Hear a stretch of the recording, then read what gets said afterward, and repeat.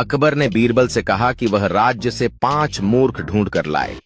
बीरबल ने खोज शुरू की और 1 महीने बाद केवल 2 लोगों को लेकर दरबार में पहुंचे।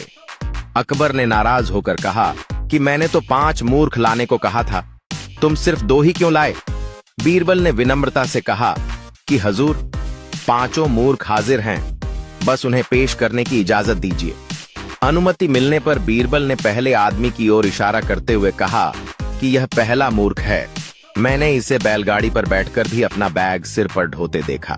जब मैंने कारण पूछा तो इसने कहा कि कहीं बैल पर ज्यादा बोझ न पड़ जाए, इसलिए बैग सिर पर रखा है। बीरबल ने फिर दूसरे आदमी को दिखाते हुए कहा कि यह दूसरा मूर्ख है। मैंने इसे अपने घर की छत पर उगी घास खिलाने के लिए भैंस को छत पर चढ़ाते देखा। पूछने पर इसने बताया कि छत पर घास उगाती है, इसीलिए भैंस को वहीं ले जाकर चरा देता हूँ। जो आदमी छत की घास काटकर नीचे नहीं ला सकता और भैंस को ही छत पर चढ़ा देता है, उससे बड़ा मूर्ख कौन होगा? इसके बाद बीरबल ने कहा कि तीसरा मूर्ख मैं स्वयं हूँ, क्योंकि राज्य के इतने महत्वपूर्ण काम होने के बावजूद मैं 1 महीने तक मूर्खों को ढूंढने में समय बर्बाद करता रहा।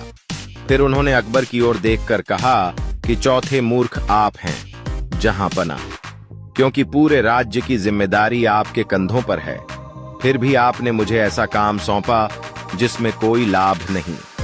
अंत में बीरबल ने कहा कि 5वां मूर्ख वह व्यक्ति है जो अपने जरूरी काम, घर परिवार और पढ़ाई लिखाई छोड़कर सिर्फ यह जानने के लिए अब तक इस कहानी को सुनता या देखता रहा कि 5वां मूर्ख कौन है।